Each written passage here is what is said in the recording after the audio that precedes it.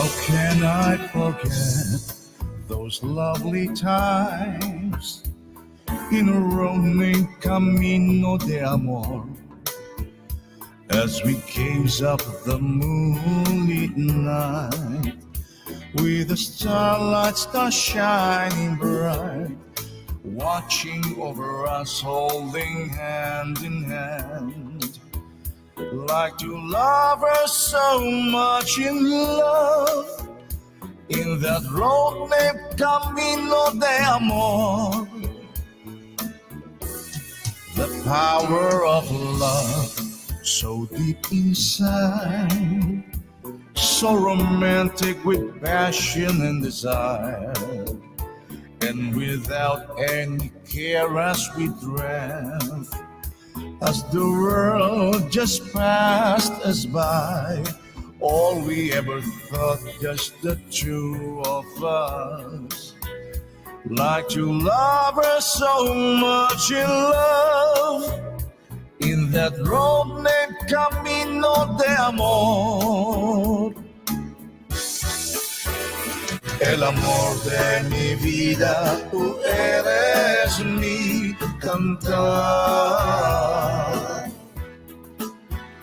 dulzura de mi alma, el cielo azul de colores en mi corazón. You are all the love of my life, the breath that I take, all my joy and my everything.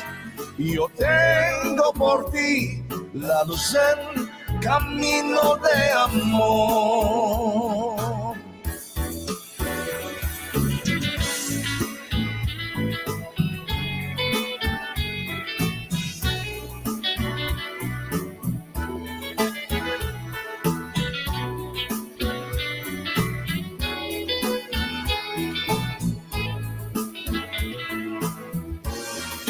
You are all the love of my life, the breath that I take, all my joy and my everything. Yo tengo por ti la luz en camino de amor. You're the love of my life, the breath that I take, all my joy and my everything. Yo tengo por ti la luz en camino de amor. Yo tengo por ti la luz en camino de amor. Yo tengo por ti la luz en camino de amor. Camino de amor, nuestros momentos, camino de amor, nuestros momentos, camino de amor.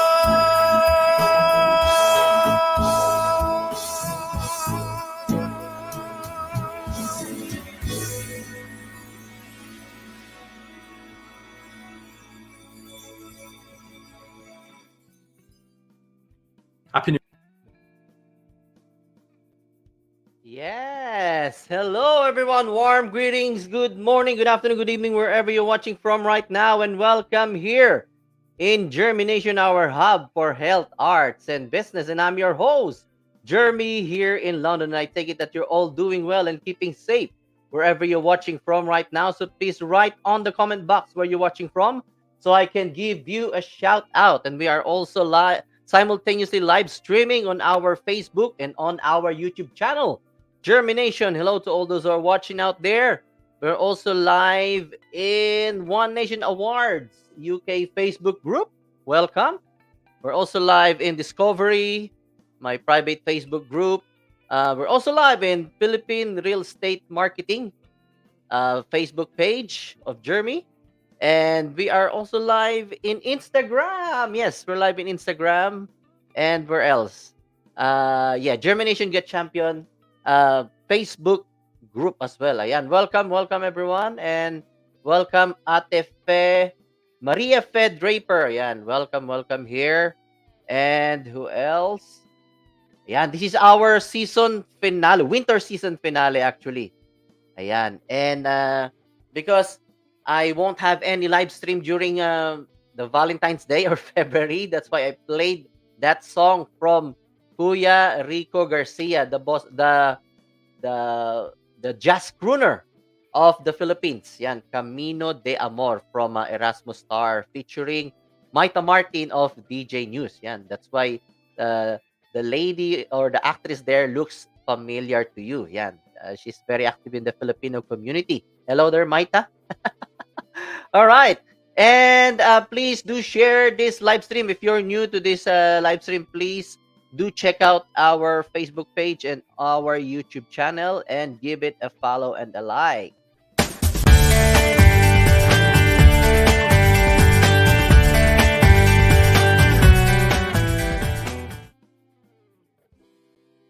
Yeah, show us some love and appreciation. And of course, germination wouldn't be complete without a seed that we can plant into your mind and let it germinate. Because here in germination, we believe that everything starts from within. So here's our inner works for Welcome to Inner Works, where everything starts from within. For this week, let's start off the day by creating a safe space where we can speak our truth and live our authentic lives. For this week, I'd like to share to you this quote. A belief is only a thought that you continue to believe. That was quoted by Abraham Hicks and channeled through Esther Hicks. You can find it in social media, and Abraham Hicks is a publication. You can check out their books as well. So guys, in truth, most of our beliefs are only passed down to us by our parents, the society, the community, the church, the school, friends. So coming from our external environment. So I would just have a few questions, that we can always ponder in following our beliefs. So how does this beliefs affects our lives? Does it help us grow and expand, or limiting us to explore more? In our beliefs, if it matches our desires, then it becomes our reality. And one of the greatest thing that we can give to ourselves is the freedom from what others think. So don't mind what others think about you. It's only a belief that it's just opinions. So guys, when you find yourselves with a negative emotion, change your narratives and remember, be kind to yourself and talk to yourself with kindness and loving care, as if you're talking to your best friend. Again, guys, remember this. I always put it, in my, actually it's kind of like my mantra, if you put it that way. Remember, as you think, you feel, and as you feel, you radiate, and as you radiate, you do create. So you create your own reality by your beliefs. So guys, if you think that is of value, please like, share, and comments are always appreciated. This is Mimi Mili, sending my love and light to you. See you next week!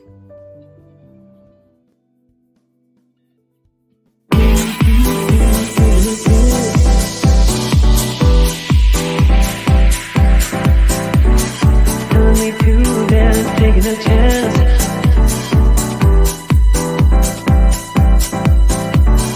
Telling me to dance, taking a chance.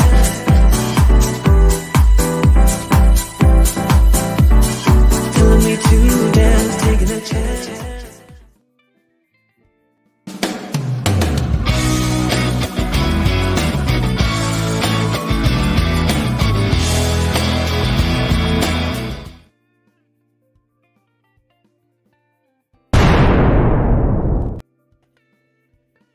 Hello!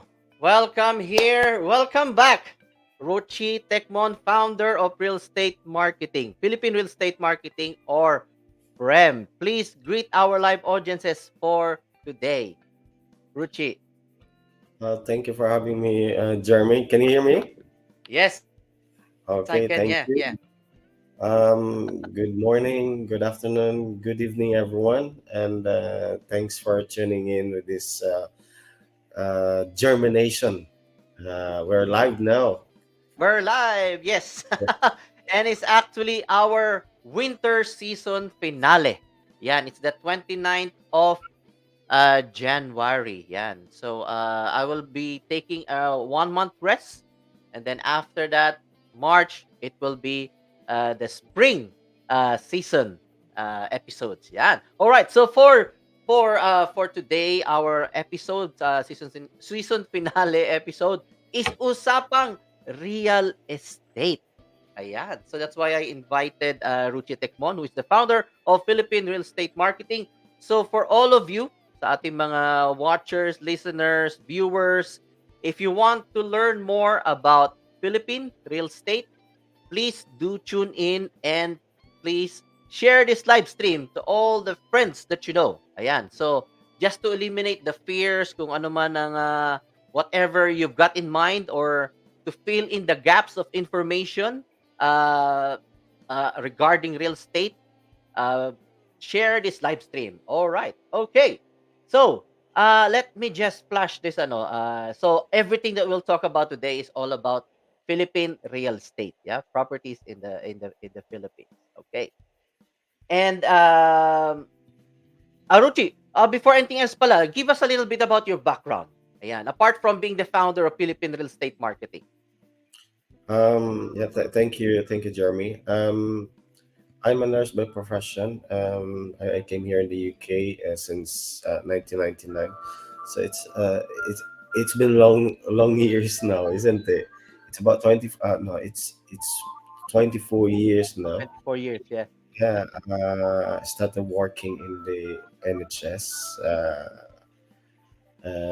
hospital, working as a nurse, and yeah, I had an experience as well working in doing some side hustles, uh, doing some insurance business, and at the same time with the real estate, which was started like about 12 or 13 years ago now. Wow. So in the Philippines, you started real estate already, yeah? Is that correct? Yeah, I had experience for I think just over a year. Uh, Mm-mm. get involved at the age of 20, 23. Uh, Wow. I was one of the manager of one of the uh, leading real estate developer in the country, Mhm, and mhm. yeah, I work in Makati for a short period of time, and it was a great experience. And sabi nga nila, once you started with real estate, even if you stop for a while, uh, you always come back because real estate it's gonna be in your blood. Yes.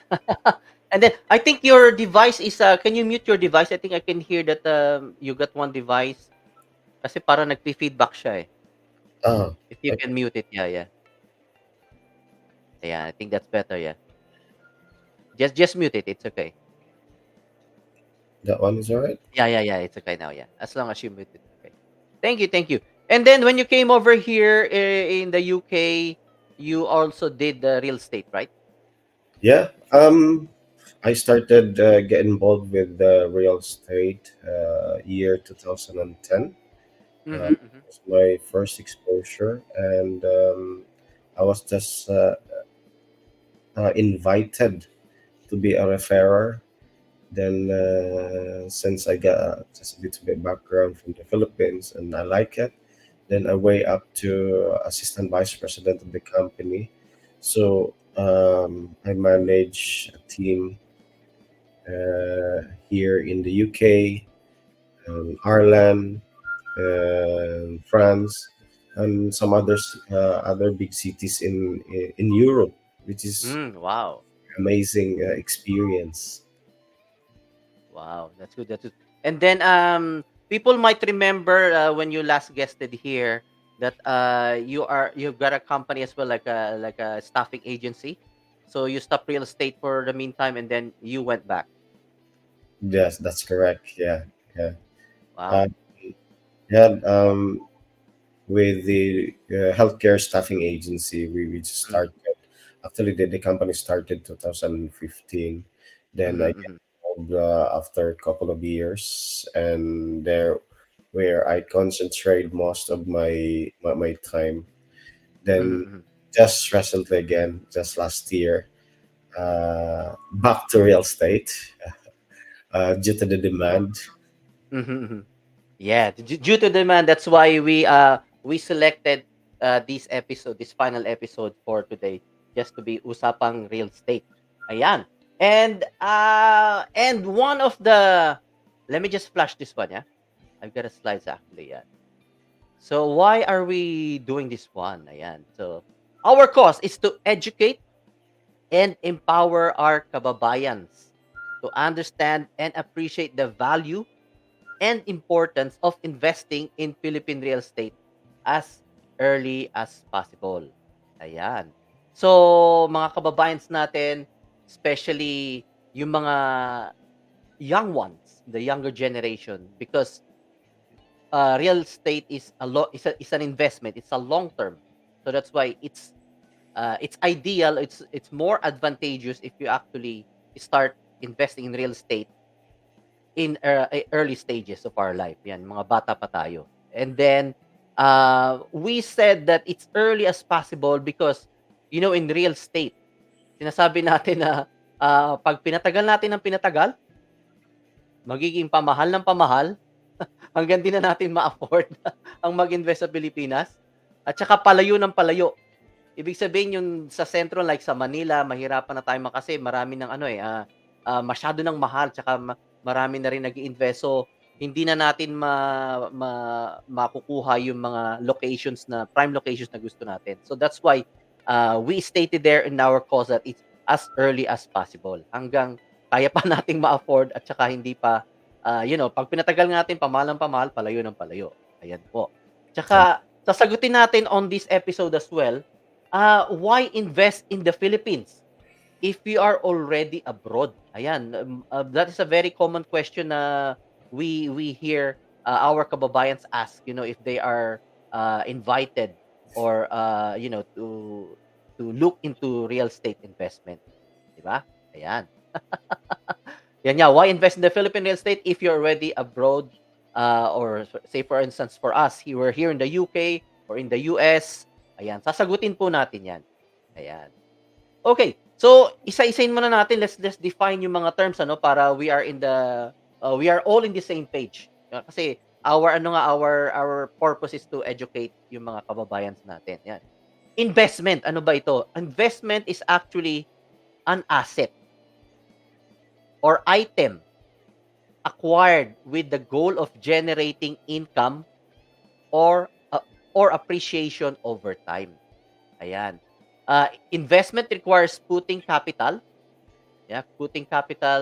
to work in the form of time, money, effort, in the hope of a greater payoff in the future than what was originally put in.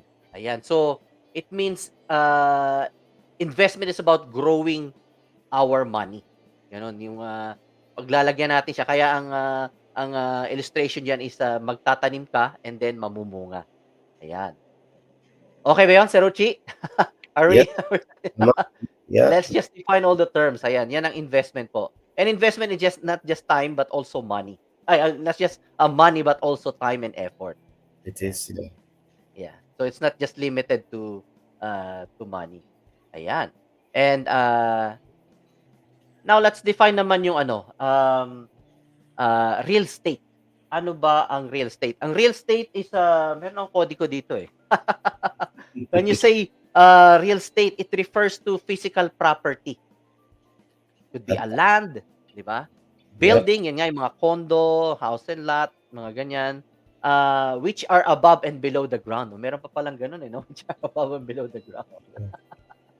Ayan. Okay. So yan po, so we define what is investment, just to keep everybody in the same page, and what is real estate. Ayan. Ang investment po is dagdag ko lang doon ano, it's not just growing your money, but it's about making money work for us. Ayan. Making money work for us, and for most people we think na ang investment is actually an expense. It's not an expense. Sabi nga diyan, it's an asset, 'di ba?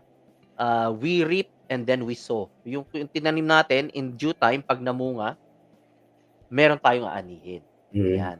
Tsaka yung meron tayong mga actually mga forms of investment, no? Mga forms of let me just show this ano. Let me just show this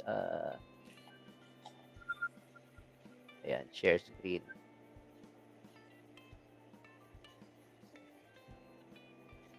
Ayan. Pakita ko lang 'to Kasi marami tayong forms of investment 'di ba? What are the forms of investment? Ayan, meron tayong ano mga stocks and bonds, 'di ba? The thing with stocks, it's very volatile. Iba-iba yung ano, yung kanyang value or price, 'di ba? And bonds naman, sometimes limited lang din yung ano, yung rate, yeah. So yun yung mga forms of investments natin. It could be bonds or stocks. It could be commodities as well, like oil, gas, Yeah. gold, yan. And yung mga nauso ngayon like cryptocurrency. But the thing with cryptocurrency is very, very volatile nga siya. It could be mataas ang presyo and then ang value niya din babagsak. And then it's only been around for over 10 years. So hindi natin alam how it will perform talaga in economic downturn. So hindi pa natin na-test talaga 'yan. And yun nga pinag-usapan natin, one of the other forms of investment is real estate. Ayan. So yun ang pag-usapan natin. Meron ka ba idadagdag, Sir Ruchi, about sa Um, mga ano? I think these are the categories when it comes to Mm. investment, um, which is the others are um, the others on the list is I'm not very I would say familiar, but Mm. it's nice to study as well. But Yeah, the yeah. the main thing is like every people who are investing is more on the real estate. Yeah, Kasi yeah. yung iba is very complicated, and if you are not familiar as well at the same time, so pwede kung hindi mo pinag-aralan talaga ng mabuti is very volatile. Right? Very volatile. Yeah, yeah, yeah. Kagaya ng crypto, no, daming nag-iinvest because Yeah, napakataas ng value and then suddenly biglang babagsak. Very volatile, di ba? Tsaka you need like a technical knowledge, 'di ba? it is. Yeah, Para yung mapag-aralan mo ano ba yung mga how does it work, yung mga stocks, mga bonds, crypto. Commodities is alright, it's straightforward, right? Yung mga gold, yes, silver, oil, gas, ganyan. You can invest your money on that one kasi yung mga kasi ginagamit yan ng mga tao, 'di ba? Yung gas, 'di ba? And mm, everything, oil, sa basic commodity. So malaki ang potential niyan for if you invest your money in there na talagang mag-grow din siya. Pero ang pinakaano sa lahat is the most tangible of them all is real estate, real estate. 'di Yun ba? yung Kasi yung real estate, natin na tangible asset. tangible asset, yeah. Kasi sabi nga nila real estate, matitiran mo, you can live on it, pwede mong parentahan for your extra income, nakikita mo, 'di ba? Yeah, Kasi yung mga stocks and bonds ano lang, 'di mo siya parang nasa papel lang siya, 'di ba? it's all Andun papers. lang siya, parang it's just in the air, you know? Pero ito makikita mo talaga at saka maipapamana mo. Yun, you can pass it Yun ang on ano. sa Oo. generation. Yeah, Hmm. yeah. At So saka, yun. So among all those go on, Sir Ochi. yeah, at saka ang nakaganda sa real estate is ito yung tinatawag natin na it's a hedge against inflation. Eh. Kasi Yes, yes. if you look at it, ang, all countries, we always have an inflation. It's Mm. already calculated whether you like it or not. Year Mm. on year, tumataas talaga ang mga presyo, ang mga bilihin. Mm. Um, it's been calculated already in every government na Yeah, yeah. siguro yung iba is a minimum of 2%, some Mm, 3%, sometimes it goes up to maybe more than 5%. mm, mm. Tataas yan. Kaya if you look at it, even in the rental market for the properties, if you rent a property, whether it's residential or a commercial, um, I remember when we rented an office in Elscourt, Mm, naka-calculate na talaga doon na year on year, there's an increase of 10%. I would say increase of monthly rental. Kasi uh, nag lahat ng bilihin is tumataas. So, mm, mm. thing with the real estate naman is when you invest now, especially in the Philippine market, which is we can discuss it later on. Mm, Uh, mm. you don't have to pay the whole amount. You can Yeah, just yeah. in a spread payment. There's so many affordable payment terms that the Philippine market or the Philippine developers is offering to us. Mm, mm. That's true, that's correct, yeah. I-ano ko lang sa kanila 'no, kasi parang medyo technical pa yung hedge against inflation ano. Sabihin natin na it beats inflation, yun yung pinaka-ano, para mas madaling maunawaan ng mga viewers natin. Um, Real estate, actually beats, inflation. Pakita natin yung ano, meron tayong ano niyan, sa tayo, ipasok ko lang ulit 'to, Ayan, inflation is ayan, yung creeping increase in price. So, tumataas yung prices and as a result, yung ating, purchasing power is declining as well. 'Di ba yun yung ano, yun yung baling effect ng ano, that is the effect of inflation. The purchasing power declines and also the value of money also goes down, 'di ba? Yun yung ano nun, eh. Yeah. Ah, Meron akong um, very good example when it comes to the inflation and the fiat money. mm, Kasi like for example, no, probably 10 or 15 years ago, kung meron kang 1,000 pesos, sample lang, mm. this is a sample, Yeah, yeah. pwede ka makabili ng, sabihin na natin, 10 kilong bigas. Yes, yes. 10 kilong bigas, that was 10 or 15 years ago. Mm, mm. Pero kung meron ka ngayong 1,000 pesos, sa tingin mo ba makabili ka pa rin ng ganun karaming kilong bigas? Hindi na. Yeah. True, Kasi true. nagde-devaluate ang fiat money natin. Mm, mm, mm.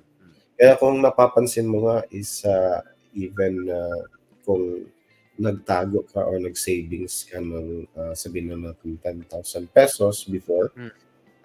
After 10 or 15 years, ang buying power niya is humihina. Yeah, Okay? yeah. Oo. So, ganon. Kaya yun yung parang para sa akin is a simple explanation na the real estate is it's a hedge against or it beats against inflation kasi tumataas yung mga bilihin. Okay? Mm. Ang nakaganda naman kasi sabihin na natin kung tumataas ang mga bilihin ng 2-3%, but if you invest your money in real estate, the good thing in real estate kasi on average it increases to from 8 to 10%. Okay, Mm. that's a conservative Yeah, yeah. increase of property year on year. But mind you, there are some properties that is goes beyond the 10%, depending on the location, depending Mm, mm. on the probably uh, the developer at the same time, Development, yeah, yeah. development of the property. So pwede mas mataas pa ang pwede mong kikitain. Yeah, yeah. So say for instance ang property sabi mo nga, sabihin natin 10% para mas madaling kalkulahin 'no. So ang property halimbawa 10% every year, 'di ba?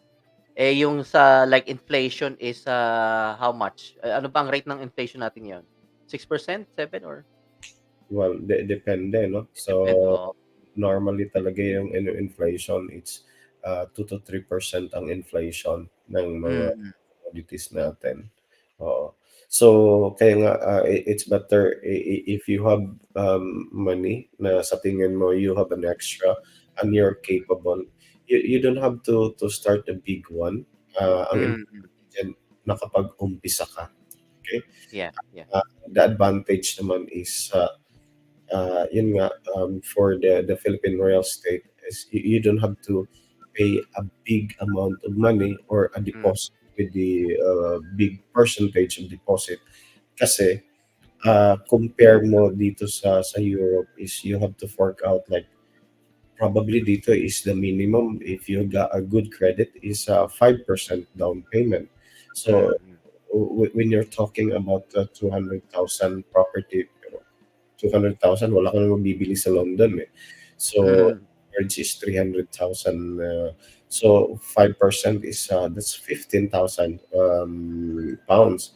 So, sino bang yung meron kaagad-agad if you're just a starter, 'di ba? Yeah, yeah. That you have to pay the stamp duty, bibili ka pa ng mga gamit. So, that's a big start. I'm talking about just only 5%, yeah. Mm. What about the standard here in the UK? It's from 10% to 12% that you have to pay for the down payment, and it's bulk payment that you have to pay straight away. Not like in the Philippines, you can pay as low as 15%. Some Mm. developer is lower than that, and it's spread during the construction period. So Mm. yung 15% na yan of the total contract price, yun yung tinatawag natin tingi-tingi, eh. Kasi you are Mm. invested especially with the pre-selling projects. But of course, not only with the pre-selling projects. Pre-selling meaning ito yung mga properties na under development, ito yung habang kino-construct pa. But ngayon, we have even developers na they're offering, even if it's RFO or ready for occupancy, is naka-spread payments pa rin. Yun yung Mm. Mm. natin na parang rent to own. Yeah, yeah. So it makes payment easier for the Filipinos, and not just only Yeah. for Filipinos, it's for Foreign foreign. foreign investors as well, yeah. Yeah. Ayan. So, unti-unti nating nasasagot yung tanong na, why invest in the Philippines if you're already abroad? Yung pera na ano natin, ang hirap kaya nun yung, like mag-deposit ka 'no? During the time, it's only 5% but now, magkano ide-deposit mo just to buy a property here? Eh, kung dadalhin mo sa ano yun you have to pay like, this ibigay mo kaagad, yeah, you have to pay it already. Pero sa Mhm. Pilipinas yun nga, yung down payment's only like 15% or 20%, some are lower than that. And it's spread like, just to give them a perspective, 5 years. At least mga gano'n, 'di ba? Yeah, 5 years babayaran mo, that's the down payment. So, and that's then while on that period na 5 years, sinabi mo nga kanina, conservatively 7% tumataas every year yung property. So magkano na yung ano mo? yeah. Kaya it beats inflation It's talaga if you have a property investment. Kasi, especially properties in the Philippines, wala naman tayong narinig na property sa Philippines bumaba yung presyo, 'di ba? Unless wala, ibenta mo na mas mababa. Pero wala, never na maririnig mo na bumaba yung presyo ng no, property sa yeah. sa Philippines. That's Yan. correct. And just to add, Mm. when it comes to mga housing or house and lots, is well, depende sa client's preference. Some people Mm. are they wanted to buy an RFO or ready for occupancy, and Mm. so what you can do is just pay for the deposit, and normally you have to pay the 10% the down payment. Mm. So in total siguro mga 3 to 4 months, you can have the keys as long as you can Mm. set up or you can arrange for the remaining balance with the bank, financing or whatever. Meron tayong pag-ibig, meron tayong pag-ibig loan, meron tayong in-house, but mostly is bank loan. So Mm. for the housing, the house and lots is normally the construction is depending on how big is the the house. Normally 12 months to 18 months. So yun Yeah. yung down payment. Quicker than, yeah, yeah. But for the condominiums naman, depende na rin yan kung if it's a low-rise condominium or a high-rise condominium. So when we say low-rise, meron, depende sa developer na naman yan. Meron iba sinasabi nila na low-rise, meron na mid-rise, then some are high-rise. So depende sa category. Let's say, let's focus with the low-rise as these properties will be up to probably mga less than 20 floors.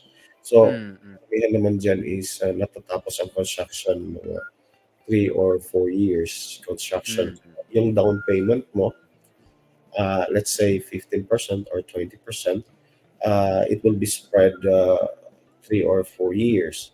Pero Mm. kung Mm. high-rise condominium naman is nagre-range na naman yan no, on average 5 to 6 years.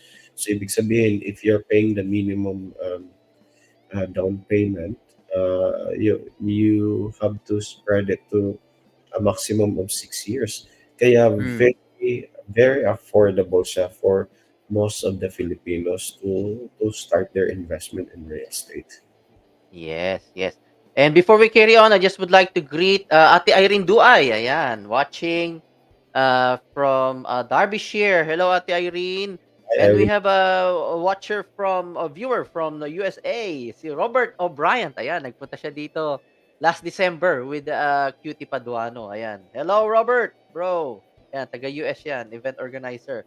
We also have Roxana Silaghi. Yan. She was I work with her in ITU in Queen's Hospital. Ayan. Sorry, Roxana, we're talking in our language, but thank you. Thank you for tuning in. We're talking about properties in the Philippines.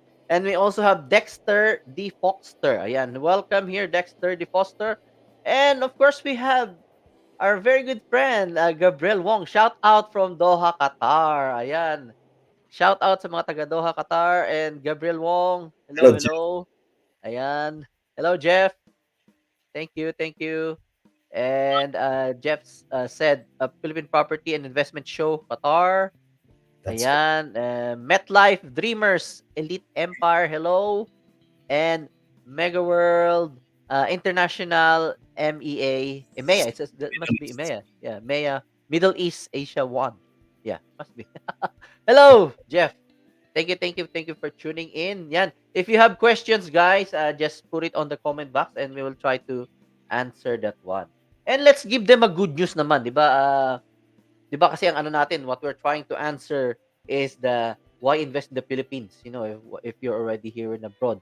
Um Pag-usapan natin yung yung the growing economy of the Philippines. Ayan. it. Lagay natin diyan, oh. Ayan.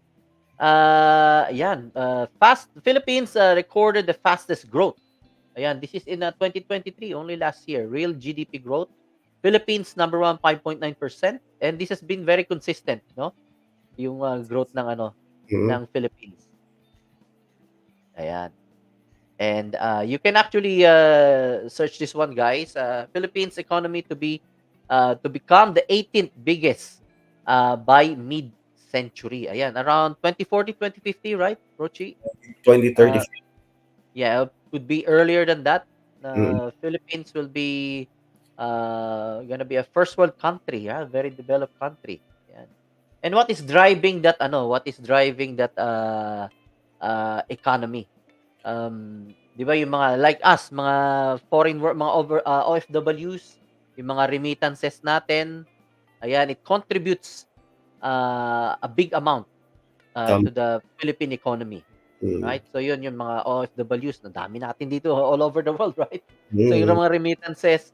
And then when you call the bank, ang sasagot sa Filipino accent, right? Or American Filipino accent, right? So yung mga business processing outsourcing natin, lahat 'yan na pumupunta sa Philippines. Ayan. So kaya it creates a lot of jobs. Ayan, so isa rin 'yan sa mga drivers ng ating economy. Tsaka isang what is unique about the Filipinos nga sabi nila, the Filipinos, what we contribute to the world is the workforce, yung service, 'di ba? Yung service. Yung mga OFWs ganyan. Uh, Unlike yung mga other countries, it's more on natural resources, but natural resources can also be exhausted, yeah, 'di that's ba?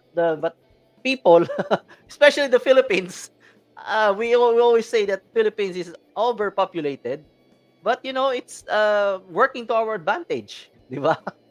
Kasi the workforce that we bring to other countries, marami tayong may susupply ng mga workers sa iba't ibang parts ng mundo, tsaka dahil nga mataas ang population natin, there's always gonna be a demand tama. for people to rent. 'Di ba? Mm. Rent mostly, as we all know, the people in the Philippines can only afford to rent, 'di ba? Kasi sa sobrang mahal na rin ng mga ng mga properties sa Philippines, usually ang mga bumibili ng mga properties is yung mga andito sa abroad, because Mm. we have the buying power versus dun sa Pilipinas na they are working there. So mostly ng mga nag-iinvest talaga sa mga Filipinos overseas. Tama. Yeah. So yan, yan It, ang mga the advantage as well of the Philippines and the mm, Filipinos is, we are the only, I would say, big percentage of population, the English speaking country in yes. Asia. True. So that makes advantage for the Filipinos. And Mm. with the young generation, ito yung nakapagpag-boost talaga ng, uh, sabihin na natin, yung young workforce na Yes, yes. everyone can contribute for the economy. Yeah. I-compare mo dito sa, sabihin na natin, dito sa Europe, na they're getting older. Aging population, yeah, yeah. Aging population. If just few minutes ago, I was watching the news earlier, no, and BBC. In London itself, there's so many primary school that they tried to close. Kino-close na nila. Alam mo bakit? Dahil they're just only they lag like about 8,000 pupils or Mm. students. Kasi konti na lang yung nag-aaral. Kasi Oh, uh, really? yeah, the the baby boomers is gone. Mm, Ito naman mga young ones ng mga British, or yung mga nandito is, they tried to delay to get a family. Kaya kung mapapansin mo, it's big difference when you go around London and compared to Manila, na maraming mga bata, no? mm. Sabihin dito, konti na lang yung mga primary students nila. They even Oh. adjusted already, even for the secondary. Mm, In-anticipate nila by 2020 na magbabawas sila ng mga classrooms. So oh. imagine, in the Philippines, iba, nagbi-build tayo ng mga elementary schools, Yeah, yeah, yeah. high school and colleges. So there is, I would say, an advantage and benefits and disadvantage at the same time. The good thing with the booming population, or the growing population, kasi marami tayong young workers that can contribute to, paying taxes. Uh, Mm, Many entrepreneurs. Kaya kung napapansin mo, the Philippine government is trying to help sa mga young ones din natin to find jobs. Uh, mm. and there's so many Filipinos who are entrepreneurs by, selves na rin. Yeah. Then sa itong nasa page natin ngayon, imagine 5.9 yung growth ng Philippines. Although the target was 6 or 6.5. Pero we're still the number one in I would say in Asia. Mm, mm, mm. Wow, amazing, amazing. And just to add more to what you're saying, kasi we were brought up with the idea na ang Philippines is poor, 'di ba? We're the third world, and ito namang Europe and US are the rich and the first world, 'di ba? It has something to do with ano yung population, yung maturity ng population as what you mentioned nga, 'di ba? Maraming mga kabataan sa Pilipinas ngayon na nagko-contribute na sa economy. So, hindi talaga tayo poor country. It just so happen na yung mga first world ngayon na unang nag-mature yung kanilang workforce, yung kanilang population. So Tama. therefore, yun nga, yung sinasabi ni Ruchi, maraming nasa workforce, therefore increased productivity, it contributes to the economic growth. Eh ngayon, ang mga first world ngayon, aging na nga yung kanilang population, which means kakasakit na sila, yung iba namamatay na, nagre-retire na. So magdidip na rin yung kanilang productivity ng country. Ngayon tayo naman na nasa karamihan sa mga workforce natin ay mga bata, 'di ba? Nagma-mature na yung ano natin. So eventually, kagaya ng sinabi natin, Philippines in 2040, 2050 will be a first world economy na. 18, 'di ba? Yung sinabi kanina sa ano. So yun ang prediction, or it could be earlier than that. Yeah, tama. So yeah, kaya yun nga, lumabas tayo ng bansa dahil akala natin yun nga, yung mga opportunities and yung mga we want more money, obviously yung mga opportunities, pero in like 10 years time, and so babaliktad na yung yung situation. Yan, kaya magandang mag-invest talaga sa Pilipinas because in the years to come, especially yung mga pag nagawa na yung mga, which brings us to the infrastructure development. Ayan, pag-usapan naman natin yung segue natin sa infrastructure development after itong sa workforce natin, ano yung natin. Ayan, 'di ba? Yung infrastructure development, very important to the economic growth. Yun yung pinupush ng government before na build, build, build, 'di ba? And then ngayon naman kay Marcos is the build better more. Ayan. Mm. Nakikita natin diyan yung picture na 'yan. Saan 'yan? Alam ba kung saan 'yan, si Ruchi? Sa Bulacan 'yan, 'di ba? Yeah, Magkakaroon na ng yung Manila tinatawag natin, New Manila International International Airport. sa Ayan, it will be operational around 2027. Tapos apart from that one, meron na rin tayo nito. Ayan, napakagandang balita. yeah, Magkakaroon na tayo ng subway sa Pilipinas. Metro Manila. Around Ortigas and Shaw, 'di ba, dun sa area na 'yon. And this magkakaroon na tayo ng subway sa Philippines. It might be operational around 2029. Yan, it will connect 17 stations. So itong mga infrastructures na to, this is just the main ones, yung New Manila International Airport sa Bulacan. Kaya kasi yung mga Bulakenyo diyan, mag-invest kayo sa Bulacan dahil pagdating ng time na yan, mataas na ang presyo diyan. Ayan. Actually, ilang mga taga Bulacan mag-invest sa Bulacan. If you are really a real estate investor, even if you're from Visayas or you're from Mindanao, try to invest in the areas where the infrastructure is booming. Exactly. Like example, the Bulacan, Yeah. the area. So, yun yung pagtitingnan talaga natin. Kasi whenever there's an infrastructure na nakikita natin in the future, nandun yung sabihin na natin, kung meron kang investment dyan is, let's say, kung parentahan mo the high rental yield na Yeah, true. mo ma-reap later on. True. So yan, Bulacan, and then yung first subway nga natin, yan sa natin. So once na, hindi lang yan, yung mga natin, yung mga tulay, mga skyways, bridges, those contributes to the economic growth din, tsaka yung sa value appreciation, tsaka capital appreciation nung area na yon. So if you invest, sabi nga ni Seruchi, mag-invest dun sa may mga infrastructure development dahil sureball yun, tataas ang price after a few years. Ayan, sabi nga natin, conservative na yung 7% every year. Ayan, so yan yung natin. Kung makikita mo rin, there's so many big players, the developer sa Mm. Philippines. Ngayon. They maximize whatever the government's plan or uh, infrastructure kung saan man nakalocate. Ang ginagawa din nila is they develop along the area eh. Kasi Mm. typical example, ang Mega World, you know?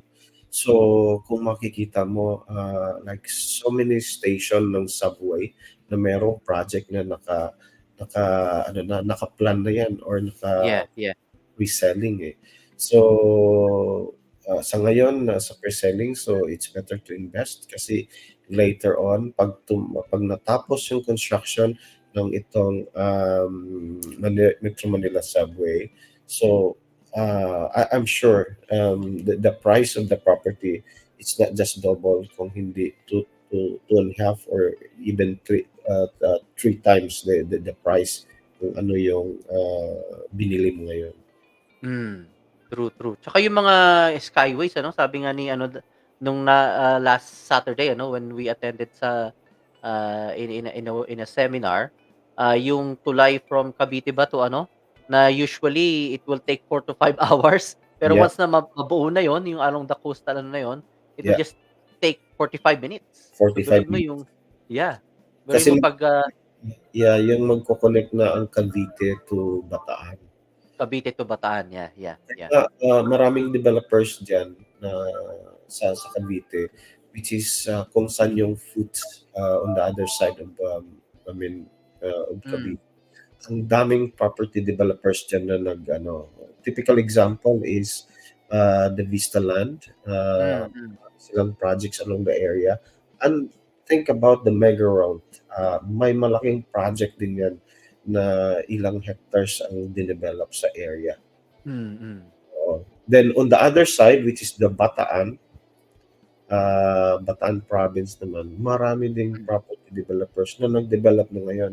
Kasi in the next 5 years, kasi they started already the construction eh.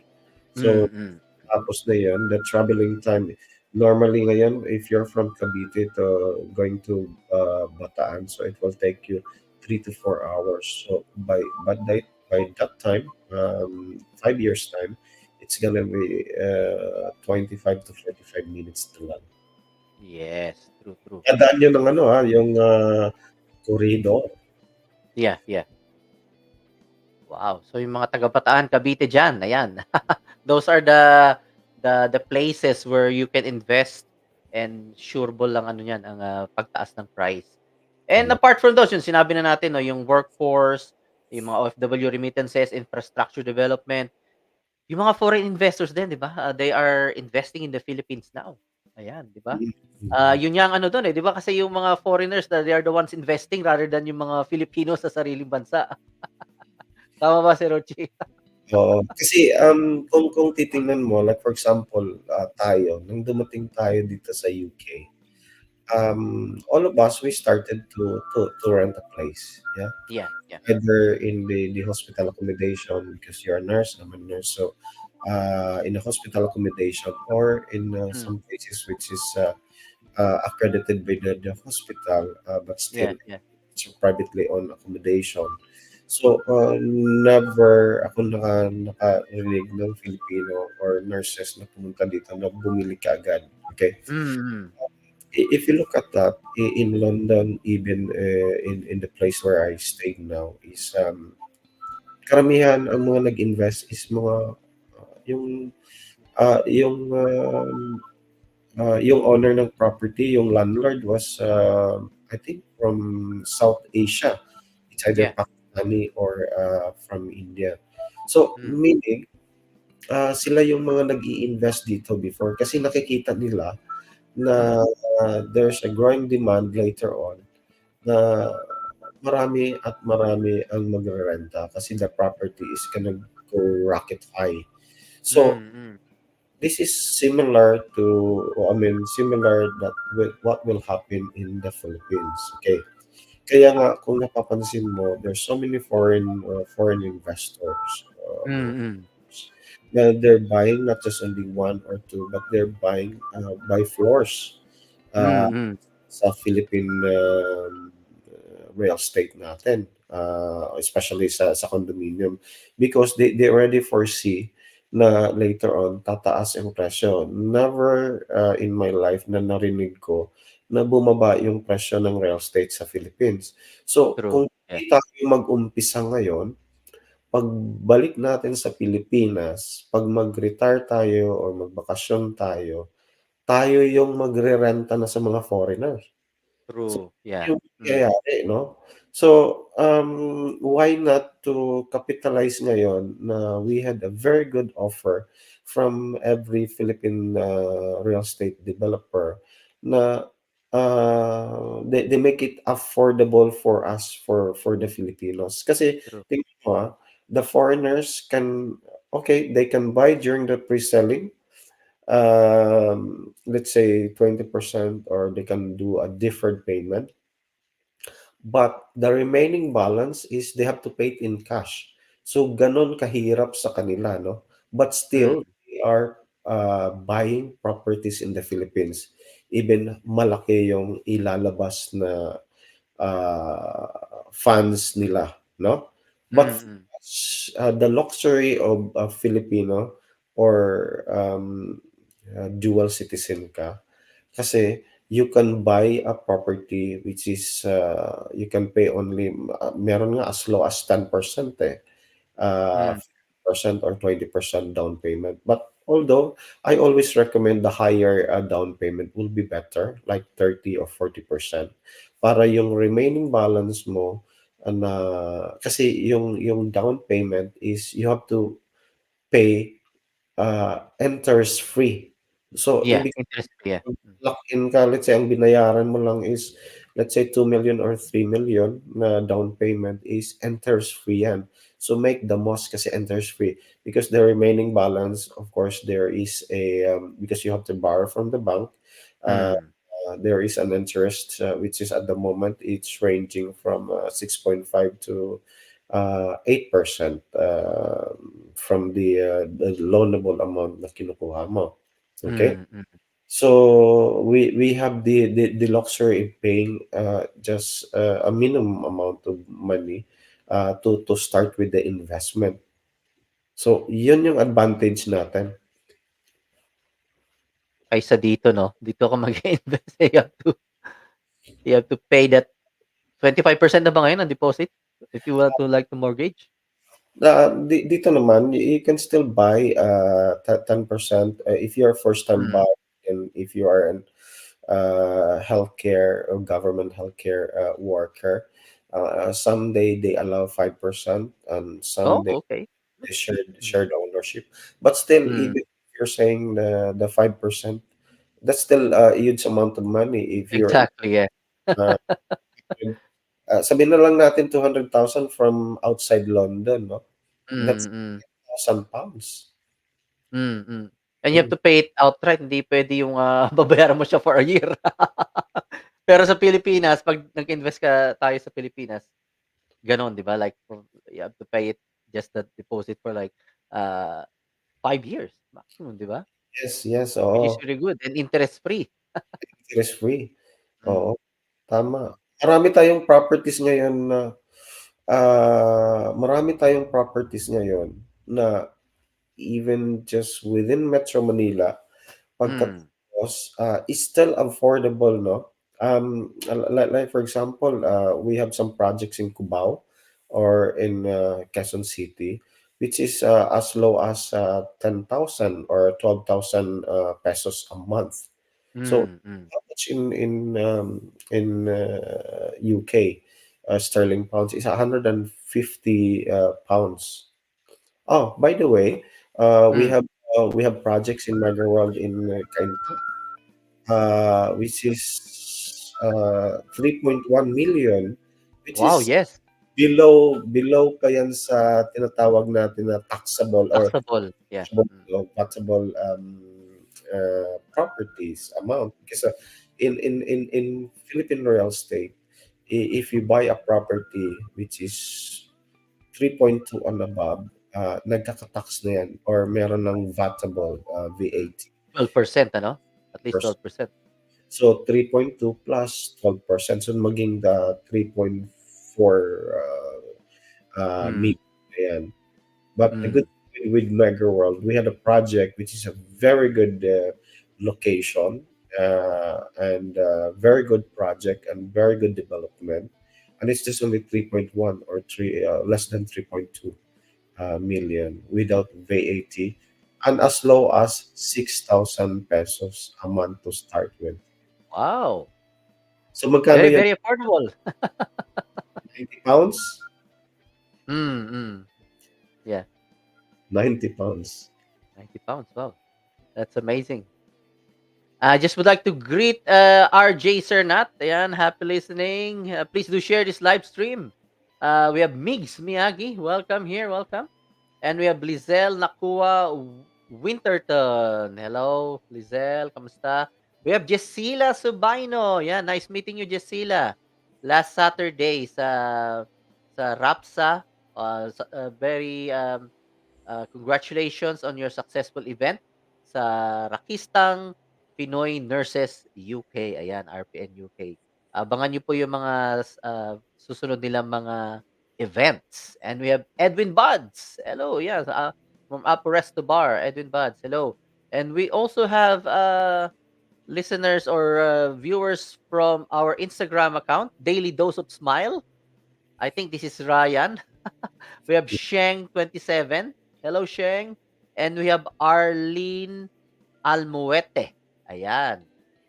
Jonathan, ikaw ba yan or your wife? Must be your wife. Ayan, watching in Instagram. Ayan, thank you, thank you. Thank you very much. And ano naman natin yung why ano naman? Why invest in real estate? Meron akong slide na gusto ipakita. Ito. Ayan. Ayan, ayan, 6 good reasons to invest in properties. Ayan, napakaliit, hindi ko mabasa. Basahin. Maliit naman siya. Oo nga eh. Ayan, ayan. Teka, tingnan natin 6 good reasons why invest in real estate or properties. Okay. So number one. Ayan, number 1 is leverage. Ayan niya, over time, the value of your property is more likely to increase than to decrease. Ayan nga yung capital appreciation. Number 2, na good reason to invest in properties, it's a stable investment. Ayan, the annual appreciation rate prices as average niya. Sabi nga natin, 9%. Usually ganon mga average na every year yung pagtaas ng price ng property. And number 3 is extra income. Ayan, buying out property and renting it. Yun nga, rental business or rental property. Renting it out can often times add some extra cash to your bank. Diba? Yung mga, yan ang magandang ano rin, one of the purposes, yung, lalo na sa mga Passive. overseas, kasi tayo, like, our family are here and we decided to stay here. So usually ang investment is yung mga for rental business na lang for extra income. Hindi na yung talagang titira ka doon or syempre or some people naman it is for the retirement, 'di ba? Kanya-kanyang choice yan pero one of the good reasons is extra income through rental na pag if you rent it out your property. And then number 4 is it is a necessity. A demand for nice and comfortable homes is on the rise, especially places that provide ample amenities nearby. Yan, mga infrastructure development, mga commercial areas, ganyan. Malapit sa ano. Usually, yung mga condo ngayon is malapit na sa ano pagbaba mo, yun na yung mall di ba? Mga mall integrated na Di ba? Yun Andun yung, na lahat. Hindi ka na lalayo, hindi ka na magta-travel. yun, Nakasave ka na ng ng yeah, pamasahe tsaka pagod. yeah. Yun yung tinatawag na halfway home. Halfway home. Yon. Very nice. And number 5 nga, retirement plan. Ayan. The right property investment can still assure you an income even after retirement, bringing in yields and profits from sales or rental. Kasi dalawang ways we can earn sa properties, di ba? Yung value appreciation na every year tumataas. And then, if kung paparentahan mo siya, that's another, another income. And number 6 is an asset. Property can be considered an asset as it will increase in value and provides a stable and secure investment. Ayan, ayan yun. Tapos, balik tayo. So, yan yun. And, yun nga, I've mentioned this one already earlier, some of it. Ayan, how money is made through real estate? Yun nga, appreciation of property values increase due to location. Ayan, 'di ba? Sabi nga natin, when it comes to real estate, location, location, location, 'di ba? Yung especially kung prime location, like na Makati, Mm. BGC, Ortigas, yan, mga Cainta, Pasig, yan. Mga next na natin is yung Rizal, Cebu, Iloilo, yan yung mga prime na mga ano location sa yan. Meron akong sample dito, eh. Mm. I had a friend na like 10 or 12 years ago, which is Mm. napagkwentuhan lang namin. Then sabi ko, involved in real estate. Then Mm. na-discuss ko lang about the real estate. Sabi niya, uy, gusto ko yan. Pagkatapos, napakagandang area. Siya pa yung nag-describe, no? Dinidescribe niya yung area kasi familiar sa area. Mm. Tapos sabi ko, "Oh, why not invest even to start with the small one, Mm. studio or one bedroom." Sabi niya, kasi parang para sa akin, ah, medyo mahal. Sabi ko, mahal. Kung titingnan mo, that time alone is the price of property is sa one bedroom nasa 1.5 million pa lang. Mm. 1.5 million. Bini-breakdown ko nga, sabi ko, you're only paying like about 5 pounds per day. Mm. Kayang-kaya yan. Sabi niya, hindi. Alam mo yung minsan ang tao pag maraming alibay, ah, Mm. mahirap singitan ng ano, ng Mm. ng explanation sa kanila kasi they already ano. Tapos Mm. sabi niya, mag-iipon na lang muna ako. Okay, Mm. mag-iipon na lang daw muna siya para pambayad ng down payment. Sabi ko, you don't need a big amount of money to pay the down payment and to start with your investment.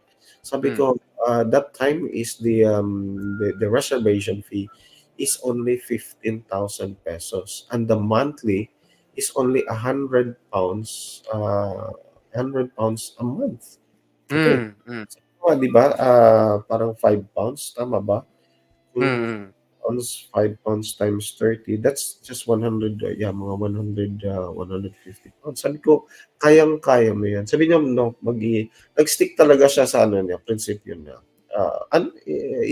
Both the couples are nurses. So, Mm. sabi, kaya niyo yan. Sabi niya, mag-iipon muna daw sila para pang down payment. After 2 years, 3 years, nagkita kami ulit. Sabi ko, are you ready na? Sabi niya, ready na. Pero the price of the property, Tumaas na. ngayon, hindi na nila kaya. Kasi yung value ng property, kaya nga sabi ko, kung you started 3 years ago, kasi almost, normally kasi, especially pag mga condominium in the right location, Mm.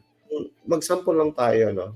If you bought it for 1 million, normally talaga yan, once na matapos yung construction in 3 or 4 years, Mm. ang appreciation yan is at least 30%.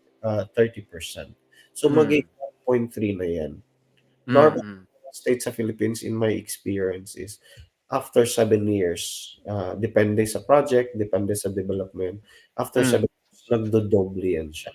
Nagdodoble Mm. siya. Okay? Yeah. Ibig sabihin, by the time na natapos yung construction, naging 1.3.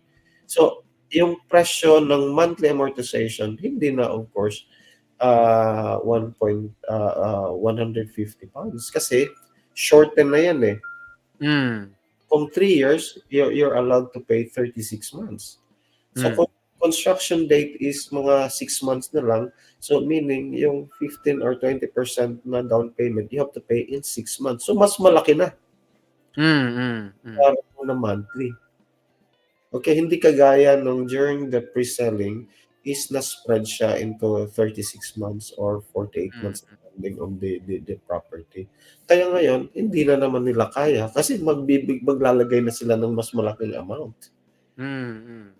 Oo. True, Eh, true. gusto nila yung property. Sabi ko, sorry, the property's gone up already and especially now it's more than 10 years na.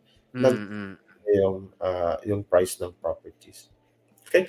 Typical example, sa yung sa MOA area, sa Mall of Asia area, those properties, those are the first buildings ng SMDC. You know, Mm. they first started to sell this studio unit. The price is 1.5, 1.6 million. Ilang taon na yan? 12 years? Mm. Yung property dyan, wala kang makikitang 1.5. Parking nga, 2 million na eh. Oh, yes, true, true. 6 million. The minimum price in Mall of Asia area, yung mga SMBC dyan, is nasa 6.5 million. So, Mm. yung mga nag-invest doon, sayang nga, sabi ko, I wasn't, ano pa yung exposed doon sa Mall of Air. Ang yung 1.5, 1.8, yung 2 million, ngayon is 6 million. So, it's triple. Yeah, yeah. True. Kaya nga 'di ba sabi natin kanina 'pag pinatagal ng pinatagal lalong pamahal, palayo ng palayo. Kaya sa real estate, I always say this one during my presentation. Mm. It's the best time to invest. Dapat now or yesterday. Mm. But True, of course, true. hindi mo mababalikan yun. So, dapat ngayon na. Mm. Ayun na. Sabi nga na don't wait to buy, buy now and wait because of the value appreciation. Oo. Ayan. I-welcome naman natin si Mandy Aguilar. Hello bro, Mandy Aguilar. Ayan, uh, more power to Ruchi and Jeremy. Ayan, thank you Ay, bro. And we also have Ate Melinda Kaalaman Deyan. Ayan, Ate Mel, kamusta? Ayan, sa mga taga Kent. Mga taga Kent, ayan. Kamusta dyan sa and Kuya Neil Medina, ayan, is watching as well. Thank you very much, Kuya Neil Medina. Ayan, thank you, thank you, thank you. And, teka, tuloy lang natin to ano kanina, yung sinoshow ko na slide, how money is made to real estate. Ayun nga, yung location, and then the development. Hindi lang yung mismo development na nandoon na, but also, if you see that the location has got future, you know, meron pa talaga silang potential na mag-develop ng some more amenities there or mga infrastructures, that is a good one as well. You'll the value of the property will also uh, go up in that one, and also as same as improvement, and then yung income generated when money is rented, yun yan, for commercial use and residential use. Ayan, yan po yan. Okay. And ayan. So let's just pause for a break, and then we will tell people about Philippine Real Estate Marketing. Okay. Guys, don't go away because we're not going away. We'll be back, and just gonna pause for a commercial break. Stay tuned.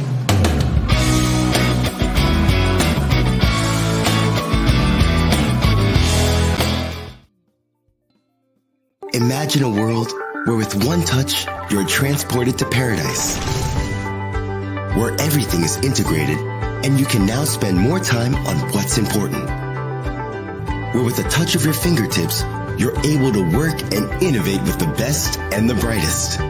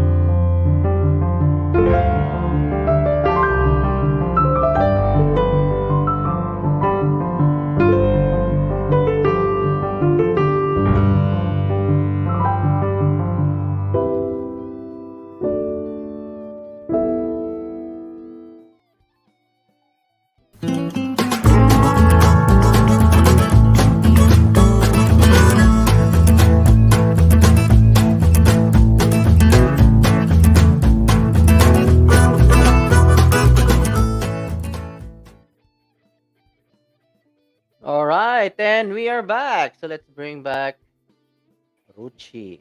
Ayan, all right. So let's talk about naman Philippine Real Estate Marketing. So tell us more about Philippine Real Estate Marketing. Okay.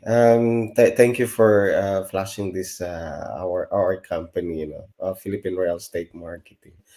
Actually, I'd like to thank one of my mentor as well, which is nandito ngayon si Mandy Aguilar. So I've learned a lot from him and our experience from previous developer that we work together. So just last year,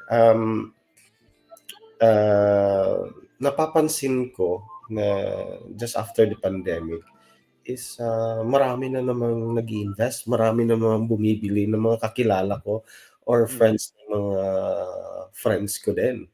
Pagkatapos, just after few weeks na naman, maraming mga kakilala ko from, before sa real estate na they are on vice president na or they are on AVP, tumawag sa akin and they encourage me, "Ruchi, balik ka na. Mag-real estate na naman tayo." Sabi ko, alam niyo nananahimik na ako for many years, then ito na naman, nangangatok na naman. Kaya ang ginawa ko na lang is sabi ko, "Okay, let me think about for a couple of weeks." Then sabi ko, I realized na siguro puwede natin pagbigyan. Anyway, real estate is a good business. At the same Mm. time, you can help many Filipinos who are dreaming to have, because every Filipino always a dream of to have a piece of property in the Philippines. And at True. the same time, you can make it an investment at saka yung business. So I started last year, middle of last year. Then I agreed with them. Sabi ko, pwede ako babalik ng real estate. Number one, it should be decent na compensation. Then kung merong, would say, may mga perks, that will be very good. At the same time, the most important, it should be non-exclusive. Bakit Mm. non-exclusive? Kasi napapansin ko is when I was with the real estate before, medyo limited lang talaga yung sabihin na namin areas and uh, uh, categories ng properties na na-offer namin. Maraming sabihin na natin tapon, maraming mga kakilala namin that they are very interested to invest na wala tayong mai-offer na Mm. sayang. At the same time, pwede mo silang matutulungan, sa requirements nila. Kaya this time around, sabi ko, pagbabalik ako ng real estate, it should be uh, um, marami Non-exclusive. yung developer na dadalhin. Kasi the good thing with this is you can offer with the PREM is from Luzon, Visayas at saka Mindanao. Okay? So Mm. hindi lang limited sa Metro Manila. And by the way, ang PREM is a registered company sa UK from the company's house. Ayan. Yun. Pasok. Okay. Yeah, yeah. Yeah, so na-register talaga natin kaya ako I'm very strict when it comes to sa yung mga team members. As much as possible, almost every clients na nag-invest sa atin, yung nagtiwala sa atin, nire-assess ko talaga. Like for Mm. example, yung kasi kailangan not just only na nandun yung interest nila, but of course uh, you have to assess financially. Mm. If you can ask them how much is yung combined income ng mag-asawa, kung single naman, magkano yung sahod niya or meron siya mga overtimes. Pagkatapos, magkano yung mga expenses niya monthly para ma-calculate mo kung magkano yung disposable income. So, Mm. doon mo na i-weigh na kailangan mag-stick ka doon kung magkano yung manageable na monthly na. Okay? Mm. Kaya yun yung pwede niya i-invest. Kasi para sa akin, in my experience before, ah, yung mga nag-invest or yung mga nag-umpisa na bumili, ang process is the same, yung natapos ang investment at saka yung mga bumili na nag-cancel lang later on dahil hindi sila na-assess ng proper. Especially yung kasi kailangan mo, sasabihin yung responsibility nila, okay? Mm. Financial responsibility. So, hindi lang yung sa down payment yung, i-explain mo sa kanila na malalaman nila yung figures, kung hindi up to the, remaining balance yung Mm. sa, tinatawag natin na bank loan or pag-ibig loan. At least mabibigyan mo sila ng idea, yung sabihin na natin, sample quotation. Kailangan alam nila yun, eh. Kasi ayaw natin na, tayo is, okey, meron tayong sabihin na natin, appreciation or binigay sa atin na commission ng developer dahil, nakapag-sale tayo. Ang importante diyan is, happy ka na nakakuha ka ng commission, at the same time, happy ka na yung client natin is nakatanggap siya ng susi. Okay? Mm. At the end of the down payment or yung sa contract niya. So yun, it makes you happy as well. So yun True. yung importante diyan, eh. Kaya dito, napapansin ko is yung kasi tayo dito sa especially sa UK 'no, ah, kapitbahay mo, hindi naman 'yan taga Manila, eh. Mm. Katrabaho mo, hindi naman 'yan taga Manila. Mga kaibigan mo sa church mo, kalaro mo sa whatever activities or hobbies na ginagawa mo, mga kaibigan mo sa mga events. Iba-ibang ano 'to, eh, iba-ibang, sabihin natin regions sa Philippines, okey? Mm. Meaning, ang demands nila or yung requirements nila is not naka-focus sa condominium lang or sa house and lot lang or sa lote lang or sa Metro Manila lang, okay? Some people, they wanted to invest in their region or sa lugar nila, sa Mm. Cebu or, sa Davao. So, why not give them the requirements na kailangan nila or yun yung kailangan nila? Kasi, sa some people, they wanted to invest for sa family back home Mm. or, some people, they wanted to buy a house and lot para sa parents nila. Kasi medyo nakakaluwag-luwag na sila ngayon, so bibilhan nila yung parents nila or yung kapatid nila, okay? So hindi naman yun lahat na kailangan, you have to encourage them to buy, like a condominium in Metro Manila, okay? But of course, Mm. majority pa rin sa mga Filipinos na napapansin ko is, they buy property in the Philippines for the investment, okay? Na Yeah. meron silang property portfolio na magkakaroon sila ng, passive income dahil pinaparentahan nila yung, let's say condominium sa Metro Manila or sa Metro Cebu or sa Metro, Iloilo or sa Metro, Davao, okay? So, 'pag mga investment talaga for rental, I would always recommend yung sa, um, sabihin na natin, location na may mga CBD or Central Business District. Mm, mm. Which is we're lucky with the PREM or the Philippine Real Estate kasi hawak natin ang, lahat ng mga malalaking property developers sa Philippines, okay? Yeah. So, ibig sabihin ito yung, advantage natin because we can offer 'no, from Luzon, Visayas, Mindanao, house and lot, lot only, condominium, condotels, uh, Commercial farmlands. farmlands. So, nandiyan na, sabi mo nga, we have it all. And it's a one-stop shop. It's a And one-stop shop for that's for correct. your Philippine real estate requirements. Ayun Tama. nga, it's flashing at the bottom of the screen. It says there is a non-exclusive marketing group accredited with PH1 World. Yep. Mm. Ayan. SMDC, Robinson's Land Corporation, First Park Homes, which is a collaboration between Century and Mitsubishi, Vistaland, Mega World, Santa Lucia, meron tayong office niyan sa Earls Court, Ayala Land, and Century Properties. Ayan. Tama, So tama. lahat yan na carry natin. Ayan, yung mga logo na yan. So yan ang yeah, that is the strength of being with PREM. If you do business with the PREM, because we got more inventories, that means we can offer you more.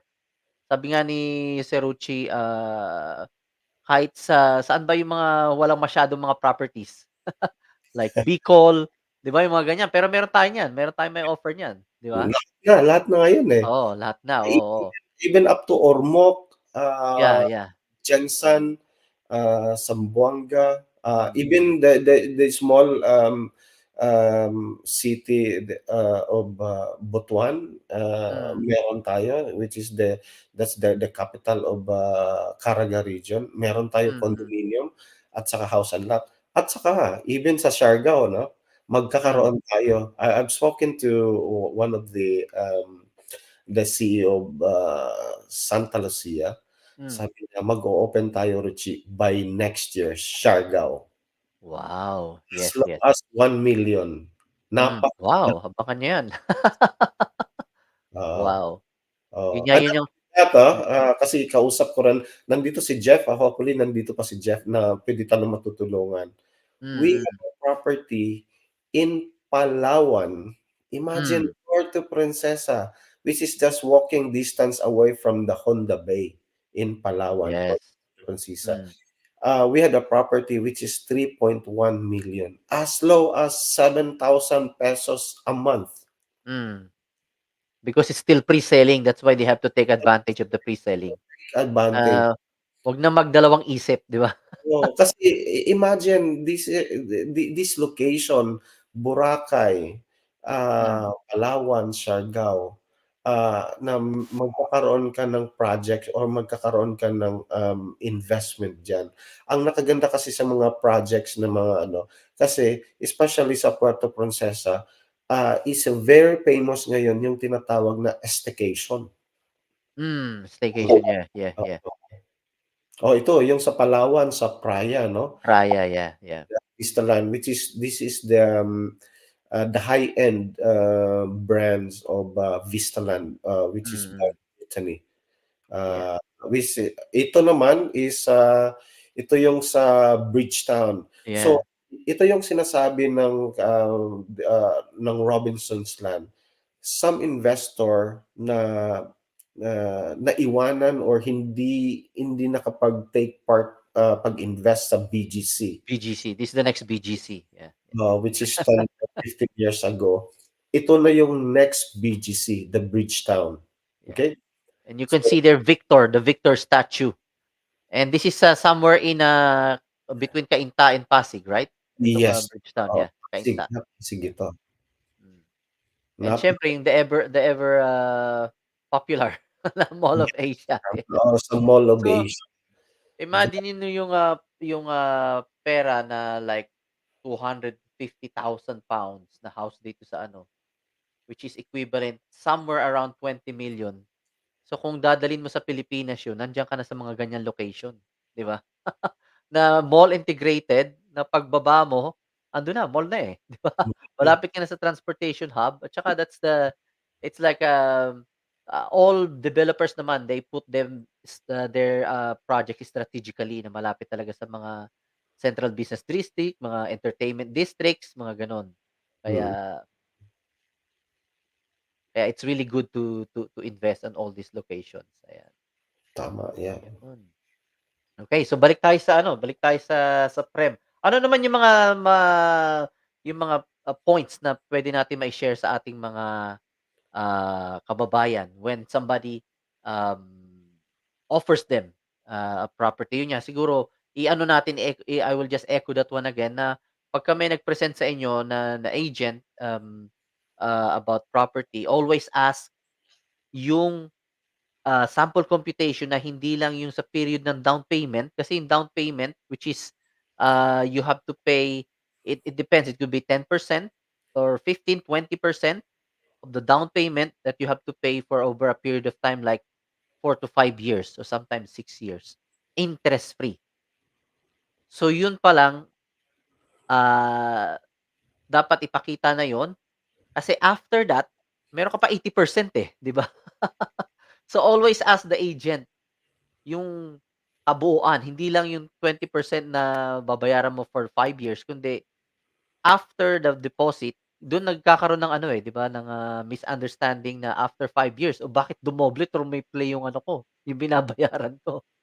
Hmm, Kasi hindi na-explain 'di ba ng mga tama. agent. Sabi nga nung inatenan natin na last Saturday ano, lahat naman developers okay sila, eh, kasi they are major developers, they don't want their names to be tainted na alam mo 'di ba gano'n na magkaroon ng, mga gano'ng problema.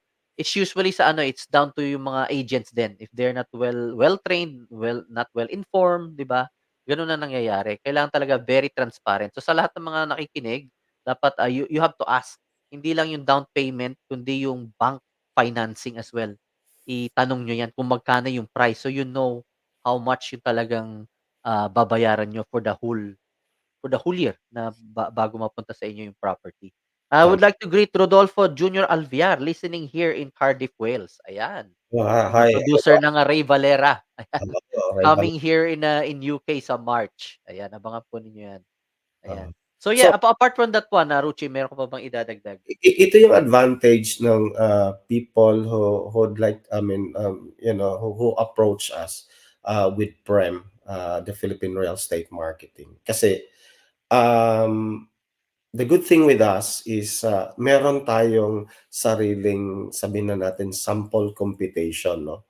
Mm, So naka-layout doon, naka-lay down doon kung magkano yung total contract net price, mm, magkano yung kung VAT, magkano yung miscellaneous, magkano yung down payment, magkano yung reservation, at saka calculated even up to the bank financing. Okay, true. I'm not blaming for the developer na meron kasi mga developer na we are carrying na sa system talaga nila is ang computation nasa hanggang down payment lang talaga.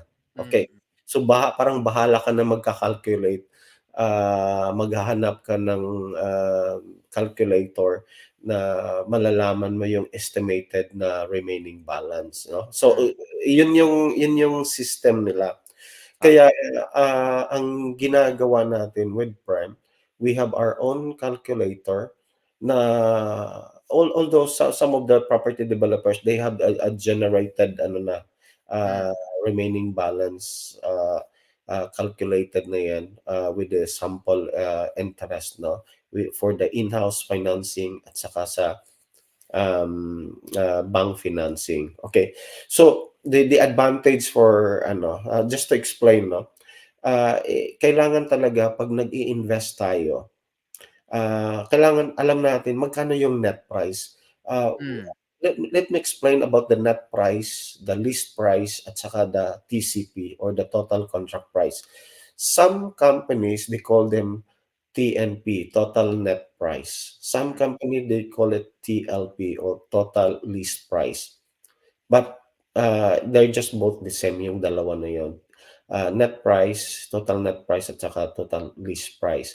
So ibig sabihin, ito yung amount na let's say 3.5 million. Okay, yun yung presyo ng property. Pagkatapos, 'pag sabi ko nga kanina, 'pag any property which is above 3.2 million, there is a plus 12% na VAT. mm, So, 3.5 plus 12%, so whatever the amount nun, let's say mga 200 or 300,000. So, ang total ng TLP or total list price plus VAT, yun yung tinatawag natin na TCP o mm. total contract Contract price. price. Oo. So, yun na yun, mag-a-add. But some developers, na-separate yung ito kailangan talaga 'to 'no, kailangan, malalaman 'to ng mga, sabihin na natin mga real estate agent. Kailangan i-explain, every developer, they have their own lingwahe. Some they call the other charges, some they Mm. call it miscellaneous. Some companies, meron pa silang tawag doon, I forget Mm. the name. Bakit sila magbabayad ng miscellaneous at saka or yung other charges? Kasi ito yung magbabayad tayo ng TCT or CCT. CCT is condominium certificate of title, or yung kung sa bahay naman is TCT. At the same time, yung connection sa kuryente, yung Mm. connection sa tubig, pagkatapos sa whatever sa internet, nakatak-in na kasi yan eh. So, Mm. yung babayaran, yun yung tinatawag na miscellaneous. Normal yan. Magkano naman yan? Normally, depende sa developer na naman, it ranges from 6% to 10%. Depende sa developer. Bakit yung iba mababa? Kasi posible kung mga house and lot, medyo mas konti yung gagastos nila. Kung Mm. mga condominium naman ng mga high-end, some they're charging 10% kasi medyo mas malaki yung sabihin na natin expenses doon. So ibig sabihin, yung babayaran mo talaga dito is yun nga, meron kang VAT kung above 3.2 million plus yung miscellaneous. Okay. Mm. Some people kasi or some agents is nakalimutan dahil kulang ng training, hindi nag-attend ng training, so nakalimutan, hindi na-explain. Kaya pag dating ng turnover, pababayarin si client, sasabihin niya, "Ha, bakit ako magbabayad ng 200,000 or 500,000? Hindi 'to na-explain sa akin." Meron palang hidden charges, which is hindi Mm. yung hidden charges, nakalimutan or hindi lang nabanggit talaga ng ahente. Okay, Mm. Mm. okay. Hindi So, nag-attend ng training. hindi nagatin ng Oo. the isa pa is, with the PREM, we have our own calculator. So, nakalagay doon kung magkano yung reservation. By the way, the reservation, let's say yung down payment mo is 20%. Sabihin na natin, the property is 5 million. So, kung 20% yung down payment is 1 million. So, yung reservation is a part of 1 million yun. So, let's say Mm. ang Yeah, reservation is 50,000. So ibig babawas sabihin yun. yung 1 million mo is 950,000 na lang yun. I-divide na naman yun kung ilang years babayaran yung contract. It's either 3 years, 4 years, or 5 years. Mm. So yun yung babayaran, tingi-tingi lang siya. Yeah. Okay. The And advantage, reservation fee is non-refundable, just to make everybody aware. That's all across all developers. yes, oo. Non-refundable talaga yan, non-refundable. Tama. At the same time, with our calculator naman is nandun na rin yung approximate calculation kung magkano yung in-house financing at saka bank loan financing. Mm. Yes, yes. True, true. Oo. Ayan. Welcome ko lang si Ate Rosalie Lorison. Ayan. Hello, hello. Watching from Oxfordshire. Yan, Ate Rosalie. Ayan. So, yun. Thank you for sharing us that one, ano, yung mga dapat na ingatan din ng mga ano, ng mga prospective buyers. Kailangan yun nga, they have to ask yung kabuuan talaga, not just the deposit, but yung sa bank financing din kung magkano yung aabutin nun. And if you have any questions there, guys, just feel free, and then I will try to answer that one. Ayan. Yeah, we'll try to answer. Welcome, Alberto Cruz Bautista, Rafa. Hello, Rafa. Rough, Welcome, yan. I think it's From from Bretanya ngayon. Ayan. Bournemouth. Alright. Oo. Yeah. Well, let me just give you some ano no yung about sa affiliated companies ng PREM. The good thing with PREM kasi we are with First Park Homes. First Park Mm. Home is one of the fastest and one of the best company ngayon sa industry, sa real Mm. estate industry. Kasi they are in collaboration with the Mitsubishi Corporation. Alam mo, Mitsubishi Corporation, they protect their name. Mm. Kaya when they develop a property, sinisecure talaga nila na there's a quality. Okay? Kasi Mm. naka ano yung nakatayo yung pangalan nila. But of course, with the First Park Home, because this is a subsidiary company of Century Properties, we know Century Properties, when they develop a project, there is always a quality. Kasi sila yung nag-develop ng there's a man-made uh, um, how do you call it, pool in Bikutan. We call it the Azure, and it was interior designed by Paris Hilton. Kasi kung Mm. let's say si Paris Hilton, hindi yan tataya yung pangalan niya basta-basta na lang. 'Di ba? Kung hindi reputable company ng Century Properties. And not only that, even the Versace, we had a property which is interior designed by Versace, yung Milano Residences, even the Trump. Kaya meron tayong tinatawag na Trump Tower Manila. And aside from that is we have properties dumami na no when they started 2017 they only have one subdivision which is in Tansa Cavite. Ngayon we have 20 subdivisions. So, kaya mga listeners natin, sabi ko nga, especially sa Cavite, we have tatlo yung projects natin dyan. We have sa Naik, Gentry, at saka yung sa Tansa. In Bulacan, which is a very good place to invest because of the new Manila International Airport, which is malapit lang tayo dyan, mga 30 to 45 minutes. We have properties which is in Baliwag, Bulacan, and Pandi, Bulacan. Then we have a property in malapit sa Clark Airport sa Pampanga, which is in Magalang. It's just 15 minutes away. Nasa Clark Airport ka na. And of course, we have some properties in which is 15 minutes away in Tagaytay, in Nasugbu, Batangas. And recently, we just launched in Calauan, Laguna, and Los Baños. This is a very good place to invest dahil pwede mo parentahan sa mga estudyante sa Mm. Baños. Then just 1 month ago, we opened the subdivision in Bacolod. Okay? So marami.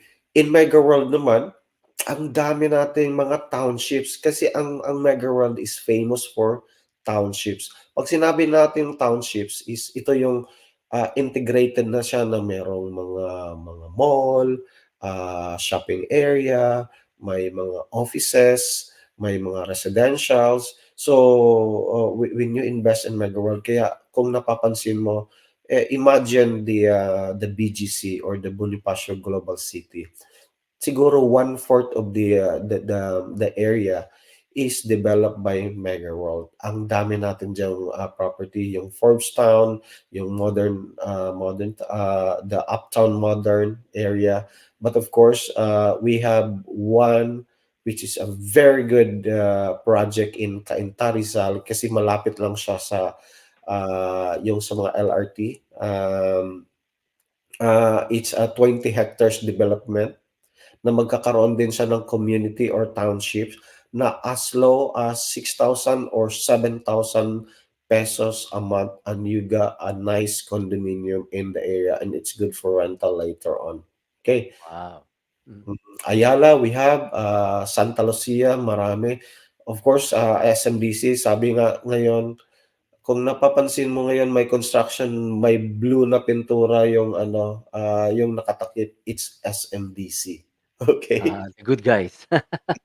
Guys, Yan. of course, the Vista Land as well. Nako, Camellia Homes, and some other projects which is meron tayo sa Bicol, meron tayo sa Ilocos Norte, Ilocos Sur, Isabela, even up to Jansan and Caraga region. Wow. Amazing. Kaya yan ang advantage. We got more inventories the more we can offer Yes. to our kababayans to Mm. have their dream property in the Philippines. And I just would like to before we end this live stream this episode, pakita ko lang 'tong slide na 'to kasi this is very encouraging property price versus rental yield. This is in Southeast Asia. What it just says is Philippines is one of the cheapest when it comes to square meters yung price niya. one of the cheapest, which is good, 'di ba? Yung we might think na, "Uy, ang mahal na ng property sa Pilipinas." Pero compared sa ibang, Southeast Asian nations, tayo ang cheapest when it comes to square meters, price per square meter. Pero when it comes to rental yields, ayan makikita niyo diyan, Philippines is second to Indonesia when it comes to rental yields. Ayan, mataas. Mura pero mataas ang rental yield, which is really good, 'di ba? Yeah. So ang ano dito, when it comes to the property prices, like for example, kung mapapansin mo sa graph na 'yan, ang Hong Kong and Japan, bakit Mm, matataas yung price per square meter? Kasi yun yung tinatawag na these are countries like the Europe, matured market na ang tawag niyan eh. Okay? okey. Kaya sa Philippines kasi we're just beginning to boom, no? Kaya ang Mm, prices natin still very affordable. Imagine that's 3,800 thousand dollars, okay, per square mm. meter. Ah, ang advantage naman why mag-invest ka doon kasi not only affordable yung or lower yung price per square meter, but the rental yield. So ibig sabihin pwede mo siya paparentahan ng mas malaki. Okay? Mas higher ang rental value.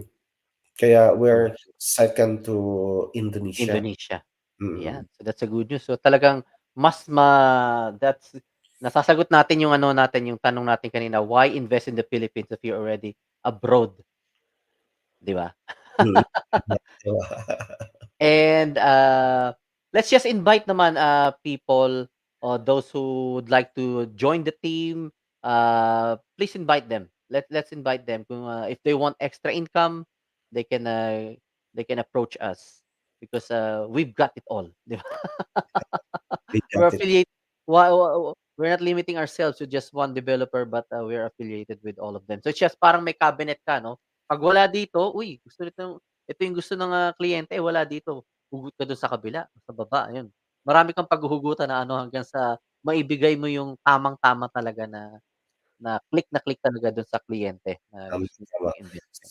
Yeah, thank you, Jeremy. So, I'd just like to invite, no, kung sino yung interested na gustong makatulong sa kamag-anak natin or sa mga friends natin or sa mga katrabaho natin na of course, every Filipino is kasi ang goal din sabi nga ang goal ng PREM or the Philippine Real Estate is to offer a property for every Filipino, no. So the advantage having with us is unlimited yung inventories natin dito. Hindi ka mauubusan, maraming choices, and you can give an informed decision sa mga clients natin. So pwede natin sila mapipilian. But of course, we always wanted to do like an assessment first before you give or you offer to them kasi para malalaman mo mapi-pinpoint mo kung ano yung kailangan talaga ng client na it suits to their needs at the same times it suits to their sabihin na natin manageable budget, okay? So if you want to join with us, you can call us or you can approach Jeremy. The advantage with the Prem is, as I've said, you are accredited with all the big companies na hindi ka mahihiya sa ino-offer mo kasi these are big companies, big conglomerates sa Philippines. Hindi ka naki-questionin ng client mo kung matatapos ba yung isang bahay niya or yung isang studio niya. Kasi, look at this company, they even develop, ah, Malls, hotels, yeah. hotels. Oo, mga malls nga, eh. So, hindi ka matatakot na hindi matapos yung unit mo, 'no? Hmm, At the same time makakatulong tayo sa kanila, makapagpamili tayo sa kanila. We can always give them the proper sabihin na natin, yung, explanation or presentation sa kanila at saka the right investment for their needs. Yeah. hmm. So, with us here, we're here to serve you with more. More. Ayan. Thank you very much, Ruchi. Thank Ayan. And before we end this one, I just would like to flash this one. Ayan, Ray Valera po. Istorya ni Ray Valera, March 23 sa St. Augustine in Kilburn, London. Ayan, March 23, mark the date. And March 17 naman, they will be in Wales. Ayan, Ray Valera po. And March 16 sa Leeds naman.